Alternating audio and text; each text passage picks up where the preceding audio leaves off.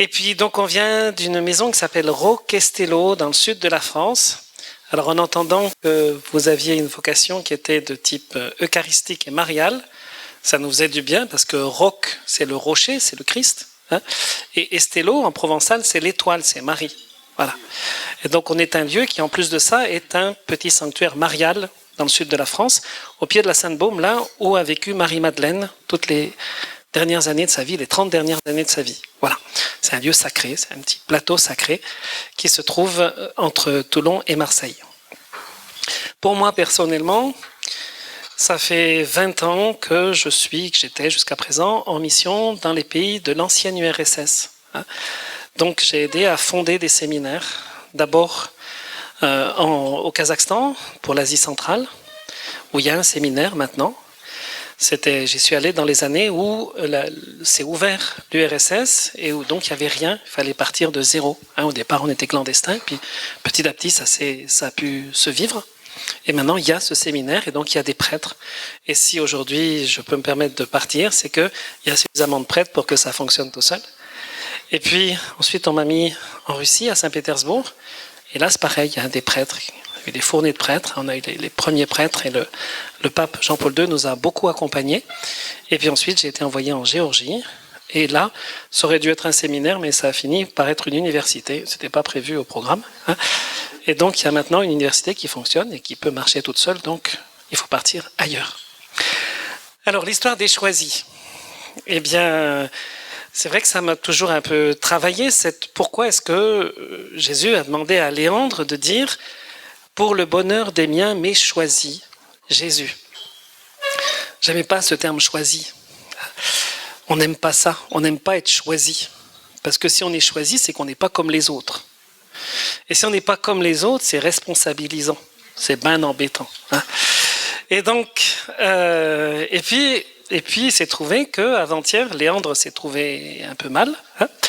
Et donc, je me suis dit, au secours, il faut que ce soit moi qui prenne la relève, quoi. Et de quoi je vais leur parler.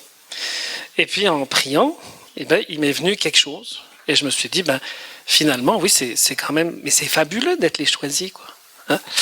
Pourquoi c'est fabuleux? Alors, d'abord parce qu'il n'y a qu'un choisi. Vous le connaissez, le choisi de Dieu, du Père, c'est Jésus, c'est le choisi.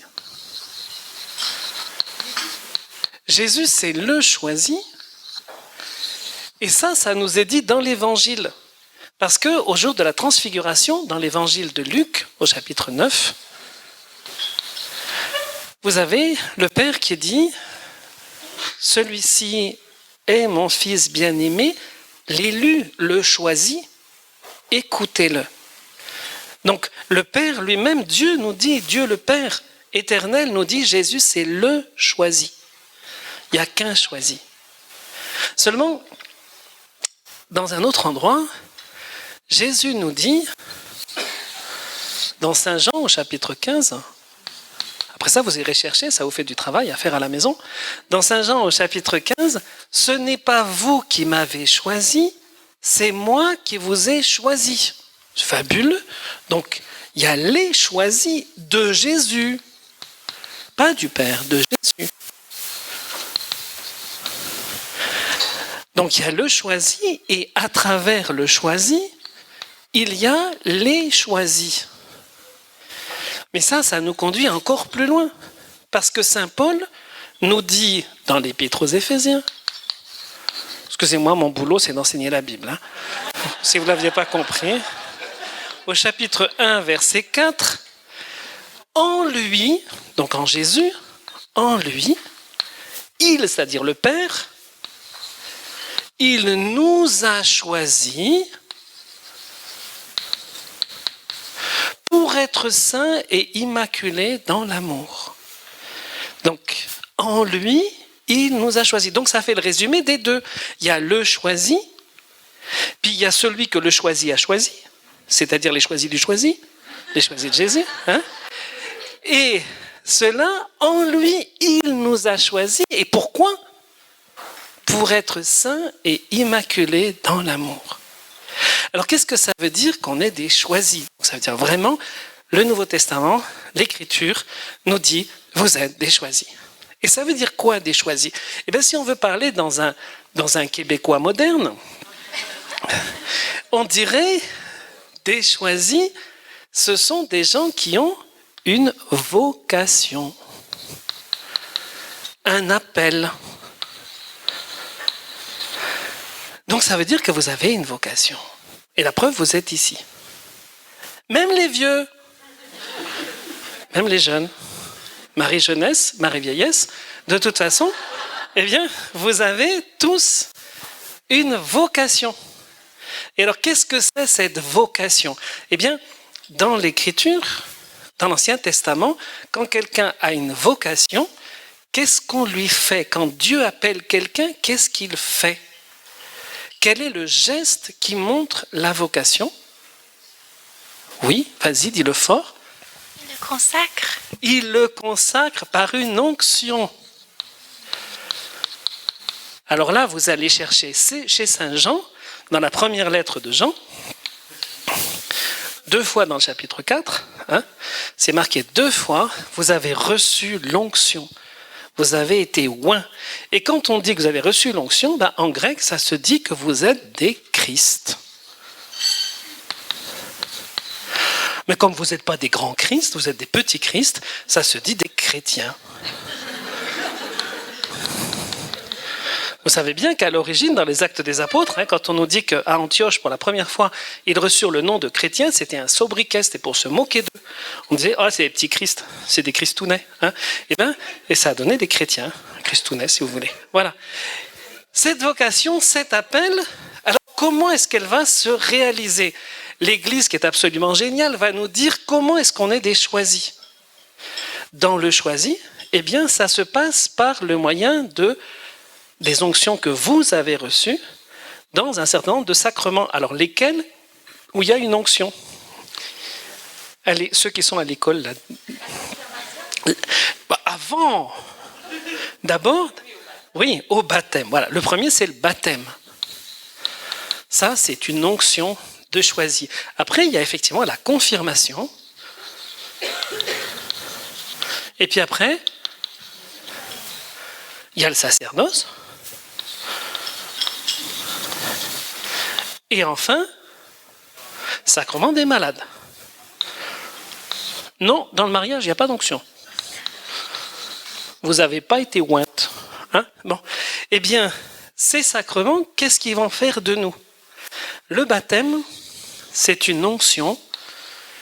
Qu'est-ce qu'on consacrait dans l'Ancien Testament? On consacrait les rois. C'est une onction royale. Vous avez été choisis pour être des rois. Et le roi, c'est celui qui est responsable d'un territoire, d'un peuple. Nous, on est responsable de notre vie. Dieu nous a donné un royaume que nous devrons remettre à la fin de notre vie. Nous avons reçu un royaume dont nous sommes pleinement responsables. On a eu un bel exemple avec Caleb dans ce qu'il nous a raconté. Ça, c'est le sens de la responsabilité. Je suis responsable de ma vie. J'ai des choix à faire qui sont les choix par lesquels je règne sur ma vie. Et parfois, c'est de la bagarre pour arriver à décider. Le roi Baudouin, il nous en a montré un bel exemple, Baudouin de Belgique. Bon. La confirmation, c'est le sacrement qui va faire de nous des prophètes, parce qu'eux aussi, ils étaient loin. Et s'il y en a qui ne sont pas confirmés, il faudrait vraiment le faire, parce que la confirmation va vous rendre prophète. C'est l'onction prophétique. C'est celle qui fait de nous les témoins de Jésus. Et on est tous des prophètes, parce que les gens, ils regardent le jeune de Marie-jeunesse. Toi, tu t'appelles comment? Gilbert. Il regarde Gilbert, il y a 2 Gilbert ici. Et il regarde Gilbert, et puis il dit, c'est quoi un chrétien? Alors il regarde Gilbert, puis qu'est-ce qu'il voit? Et puis il regarde, et suivant ce qu'il voit de Gilbert, il dit, ça j'en veux pas. Ou bien alors, ouais. Ou alors il dit, mais ça j'en veux, ça me fait envie. Voilà. Un chrétien, ça doit être appétissant. Un chrétien, il faut que les gens, ils nous envient d'être chrétiens. Et ils disent, mais c'est trop beau, comment ça se fait que ce mec, il est comme ça, quoi. Et donc, ça, c'est la confirmation, c'est ça. Ça nous fait prophète. Si on laisse agir l'Esprit Saint, ça rayonne, ça brille. Et les gens ils se disent, comment ça se fait qu'il brille celui-là? Puis le troisième, c'est le sacerdoce. Alors là, on est bien placé avec le Père ici, tous les deux. Bon. Mais vous êtes tous des prêtres. Vous êtes tous des prêtres parce que le sacerdoce, il n'y en a qu'un, il n'y a qu'un grand prêtre, c'est Jésus. Hein. Et puis, dans l'Épître aux Hébreux, on voit bien qu'est-ce que c'est qu'un grand prêtre. Un grand prêtre, c'est au chapitre 5 de l'Épître aux Hébreux, comme ça vous allez regarder ça après. Hein. Il nous est dit qu'un grand prêtre, c'est quelqu'un qui est choisi d'entre les hommes, pour les hommes, hein, afin d'offrir des sacrifices à Dieu, afin d'offrir les choses de Dieu. Ça veut dire que le prêtre, c'est celui qui fait le pont entre Dieu et les hommes pour que les grâces, elles descendent vers les gens. Donc quand vous êtes, où que vous soyez, vous êtes un rayonnement de grâce, même dans l'autobus, même quand vous êtes dans une foule, vous êtes le rayonnement de la grâce de Dieu. À travers vous, les gens, ils ne savent pas, mais il y a quelque chose de bizarre qui se passe en eux, ça fait bzzzt. Hein, ça s'appelle, c'est la radioactivité du Saint-Esprit. Hein, bon. Et ça passe. Hein. Et donc, vous êtes radioactif de la grâce, vous êtes contagieux de la grâce, et ça, c'est votre sacerdoce. Même s'ils ne le savent pas, ça marche tout seul. Bon. Ça, il faut en être sûr. Vous avez un rayonnement, vous avez une aura, vous avez une présence qui rayonne tout seul. Si vous avez Dieu en vous, c'est lui qui agit, c'est lui qui rayonne. Et ça leur fait du bien. Ils se disent, comment ça se fait que je suis bien, quoi. J'étais en colère en rentrant dans le bus, maintenant je me sens bien. Qui c'est ce mec à côté? Voilà. Hein.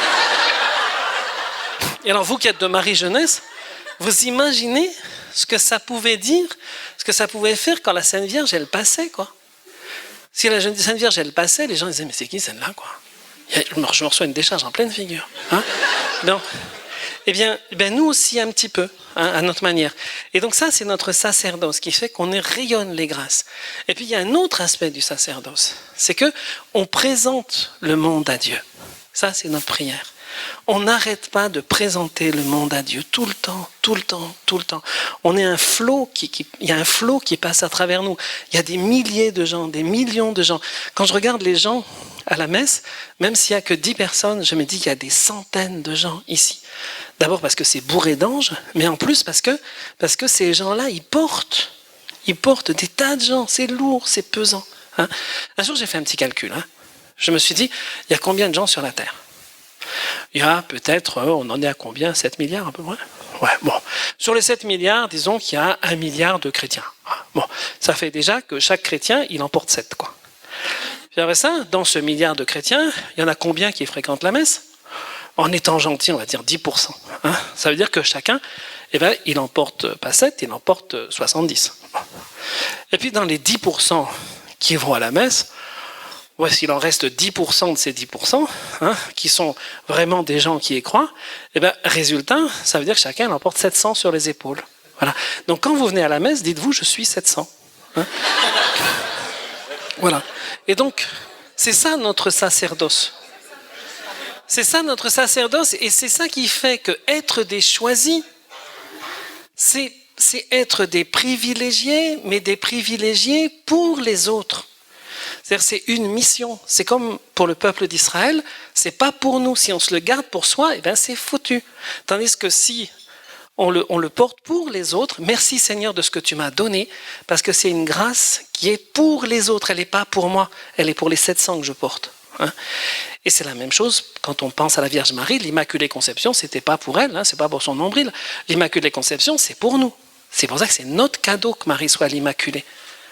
Alors, ce sacerdoce, il s'exprime d'une manière très spéciale dans le sacrement des malades.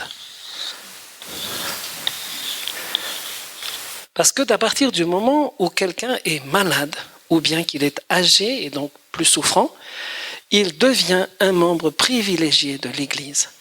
Et son intercession est infiniment plus puissante. Il devient encore plus prêtre. Parce qu'il commence à porter la croix avec Jésus, voire même à être cloué sur la croix avec Jésus. Et à ce moment-là, il a un pouvoir d'intercession, une puissance fabuleuse. Et c'est ça que veut dire le sacrement des malades.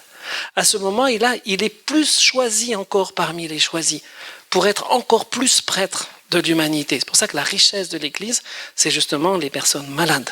Hein. Les personnes malades, les personnes âgées. C'est elles qui portent l'Église. On est une pyramide à l'envers dans l'Église. Voilà. Et donc, c'est pas les petits jeunes, Marie-Jeunesse, c'est bien, mais comme on vous l'a dit, c'est les petits vieux qui portent l'Église. Voilà. Parce que c'est eux qui portent les jeunes. Voilà. Donc, Alors si on regarde bien tout ça, on comprend ce que ça veut dire que d'être des choisis de Jésus. Des choisis de Jésus, encore une fois, c'est une expression biblique. Les choisis de Jésus, ce sont ceux qui vivent, qui font vivre, qui font bouillir en eux, je ne sais pas comment dire, qui font rayonner en eux leur baptême, leur confirmation, leur sacerdoce, et puis le sacrement des malades pour ceux qui ont la grâce d'être dans cet état-là. Et ça, c'est ça, être choisi dans le choisi. Alors pour ce qui est de notre sacerdoce, vous pouvez rajouter à ça, eh bien vous avez dans la première lettre de Pierre, vous avez aussi dans l'Apocalypse, au chapitre 1, verset 6, vous êtes une nation sacerdotale, un peuple royal, un peuple choisi. Et Saint Pierre dit, vous êtes choisis pour ceux qui font rayonner la lumière de Dieu. C'est ceux que Dieu a fait passer des ténèbres à son admirable lumière. Voilà. Eh bien, on est choisi pour être la lumière de Jésus. Vous êtes le sel de la terre, vous êtes la lumière du monde. Alors dites-vous de temps en temps, avec un brin de gourmandise, je suis un choisi. Et quand vous dites je suis un choisi, dites-vous bien que vous êtes un choisi pour les autres. Et ce qui fait que toutes les fois que vous direz notre Père, vous penserez à qui c'est le nôtre, qui c'est le nous dont vous parlez. Parce que vous êtes choisi pour pouvoir dire notre Père au nom de ceux qui ne savent pas, qui sont des enfants du Père. Voilà. Enfin voilà ce que je voulais vous dire. C'était pas bien compliqué. On le sait bien tout ça. Voilà.